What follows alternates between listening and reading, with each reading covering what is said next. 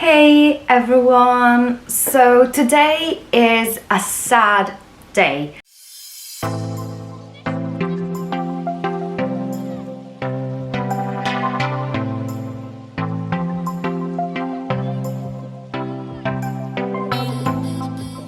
A person that really shaped my childhood died, and it is Matthew Perry, the actor that played Chandler in Friends.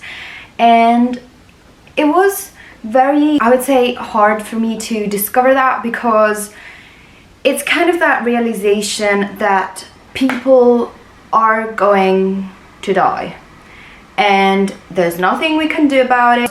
The people that when I was a child were young are not that young anymore, and therefore age and life in general will take them away. People in my family that I loved have died, and now it is happening on a cultural level with people that shaped my childhood, with the content that I used to watch, which Friends was one of the main things that I watched because I loved it, and my sister and I loved it so much. And we would do this thing where with my mom we decided that one day eat what we were gonna watch, and when it was mine or my sister's turn, we would basically always choose a Friends episode. So we watched them so much and we loved them. And now having this knowledge that this actor is dead and that we will watch the testimony of a lifetime that is no longer there is kind of crazy. And it took me this to realize it, even though on an unconscious level I knew. So I decided to shapeshift my Halloween content to celebrate this person that made me realize that hard fact. I think that every death is a tragedy, but the deaths that we feel the most are the ones of people that touched us in any way, shape or form. And now we will transition to tier ranking all of the Halloween books that I've ever read, which I have to say, the horror genre is a genre that I don't have much experience in, and I didn't read as many as I thought I would have. Okay, so here is the beautiful tier ranking that I created. I created it all inspired by Friends. The lowest tier is Kill me now. And I just realized I can sleep with my eyes open. Is the second lowest tier. They were just giving those away at the store in exchange for money. Yeah. Oh my god, that's an iconic line for every single purchase you ever made. That was dumb as hell. And I think that that can fall for those books that were okay, that you bought and you don't even know why, and turned out to be not even that good. Then there's the Wow, I don't know what to say. and that is just the perfect representation of that tier. I have nothing to say about that book. Then we have The only thing that I'm gonna miss is you. and I think that is for those books that we are gonna think about, we're gonna miss, but they are not the top. And the top is Can we all say that we all know that line? We all do, because it's iconic and it's for the top of the tops. And we will see if anything will fall into that category. And I think this is so lovely. And here we have down here all of our books, so we can start sorting them. I know that this book is the only Italian book that I have in here, but it was a really good book. I think my grandpa gifted it to me, but I'm not sure. And this one is L'autobus del brivido. So it's basically a bus of terror. And I absolutely adored it. It's a collection of short stories that all happen on the same bus, and there is this link between the short stories that are one scarier than the others to get to the top scary story. That I think it was such a good book. I couldn't find it in English, so I don't know if it exists in English, but please tell me if you know this book, because I'm not sure. So here we're gonna put it in the only thing that I'm gonna miss is you, because it's not top, but it was really good, and I think it's such a nice read. And I read it when I was really young, so I think that for someone that is getting into the genre of horror, I think it's quite a nice one. That I read Dracula before, and I didn't find it scary, not really that. It's a hard choice. I think that I would put it in the I don't know what to say. It wasn't bad, it wasn't the best. I think that for the time in which it was written, it was really nice, but because I think also the influence of the representation of this character through cinema got to me, I wasn't able to feel that scared about it. Then we have Born of No Woman. It's one that I think it was 3 years ago that I read it. You can find the review on the channel. But that one, I think I liked it. I'm gonna put it as well in the I don't know what to say, because it was a nice book. It just wasn't top tier, and it was a type of horror that it was horrific because the main character didn't have any control over herself, or her body, or her choices, because she was trapped by some horrific man that did horrific things. But as a horror, it wasn't top tier for me. Then the final girl support group. I was really disappointed by this one, I have to say. And I think I will put it in the I just realized I can sleep with my eyes open. Okay, these are most recent: Psycho, The Exorcism, The Ruin. So we're gonna leave them for now. Then Plain Bad Herons. As well. I think I'm gonna put it as well, and I just realized I can sleep with my eyes open. That one was too a story that I cannot recollect much of, but I remember that when I did read it, I really was disappointed by it. I didn't actually like the content that much. The story wasn't scary, it wasn't that well done. I wasn't surprised, didn't enjoy it as much. Then we have from another older story, All's Well What Ends Well. And that one is from Mona Howard, and we're gonna do Bunny after, which is from the same author. But this one, for me, compared to Bunny, didn't make the cut. It's inspired by the Shakespeare's play All's Well What Ends Well, and it has an element of magic to it, but I don't think it was the greatest. I think that I thankfully didn't have to buy it, but my reaction to that would have been they were giving them away at the store in exchange for money. I don't regret reading it, but it wasn't the best, so I don't think that if I hadn't read it, anything would have changed. Okay, here we have Tender is the Flesh. No, I'm gonna put it in the kill me now section, because it was horrific. It was just cruel, and disgusting, and wanting you to cringe so hard to the things that were being done to humans. In that sense, there was this idea through the book of humans being evil to certain types of human and breeding them up, literally, like stock. And so disgusting, troubling, and has those strong ideas for literally no reason. Well, I said I was gonna do Bunny. Let's do Bunny. Okay, Bunny, for me, I will put it here in the, but before the other two, because I liked it more than Dracula and Born of No Woman.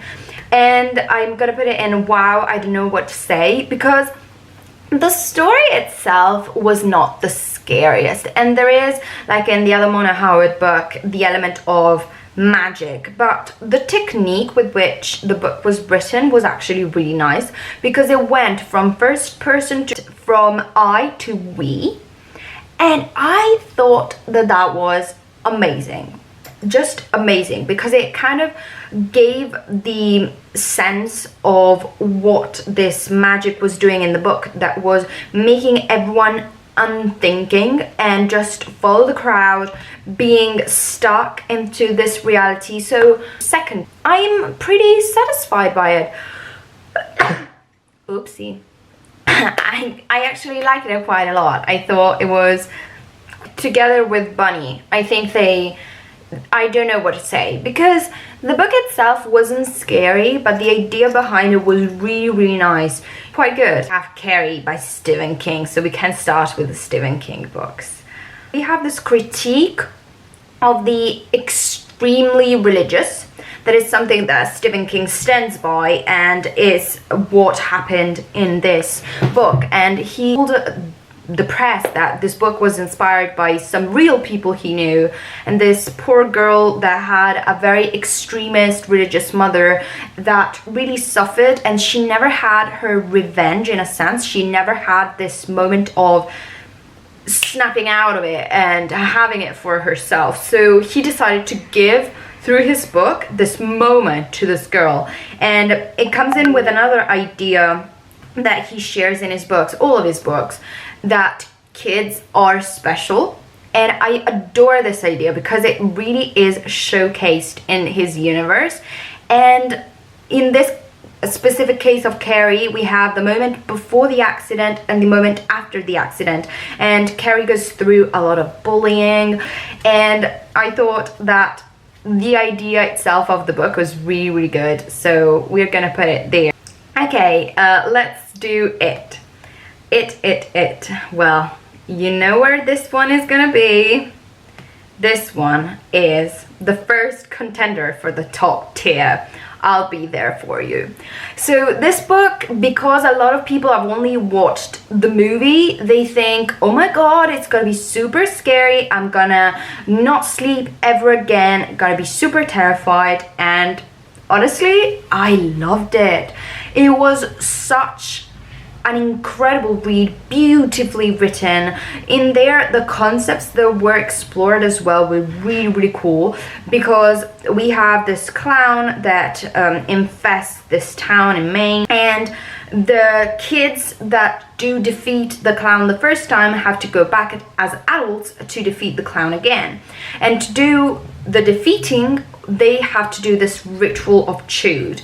And the ritual entails that they have to have tokens of their greatest fear, and to defeat the clown, they have to defeat their fear. And the first time it didn't work because they didn't defeat their fear. They were stuck behind their fear.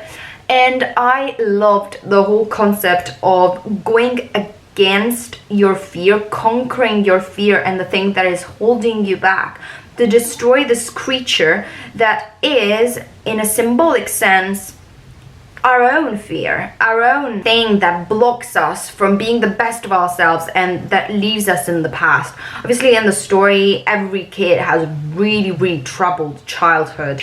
But I think that especially for people that have suffered a lot, that is a really beautiful message to spread and to try to encourage, that you shouldn't be stopped by your fear, but you should work through it and be able to nail your fear, to conquer your fear and be the captain of your fear, just making it something that is part of you but is not hindering you. So I think that that book is great. And yes, there is a scene of an orgy, I think you would call it, in the book that people were like, oh my god, disgusting. In the book itself, it's not that disgusting in my opinion. It kind of was done in a tasteful way, but yeah, if you don't like it, you do you. But I personally thought that it wasn't that bad.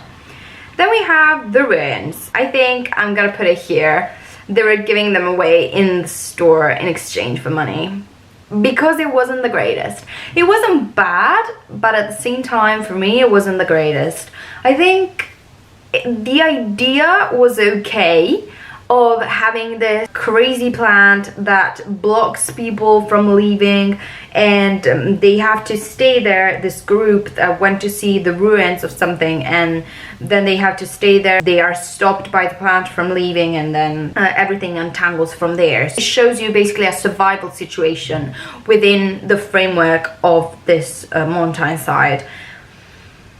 I don't know, it was really weird in a sense as a book, and not scary, not that scary, and maybe led by a poor decision. And also I think the main hindering point for me was we never get an explanation why the plan. What is the plan doing? Why is it doing what it's doing? I'm very confused. I was very confused when reading. It didn't get better. It was okay. Ooh, yeah. Okay, we have The Exorcist. I will put it here in the I don't know what to say. Because that one too, it comes from an older past. The idea of the exorcisms was scary in itself. The way it was portrayed in the story wasn't the scariest, very honestly. I think it was nice, but I wasn't that scared at all. And last but not least, we have Psycho. And I have to put it here at top. The only thing that I'm gonna miss is you. Because that story is another short story. Like, short stories in horror, I think, are great.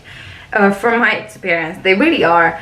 And it is really, really cool. It builds up the tension. It always plays on the fact that many of the main characters in these stories are kind of disturbed. But here the main character wasn't disturbed, but was a victim.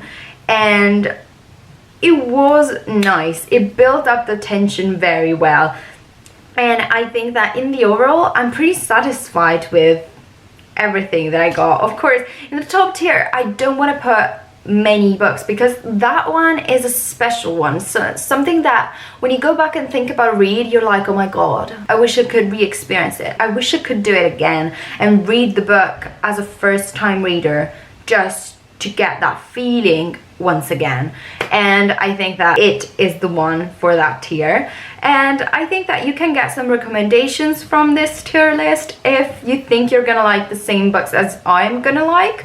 And I would recommend up to the wow, I don't know what to say tier. After that, I think you would actually really like and enjoy the books.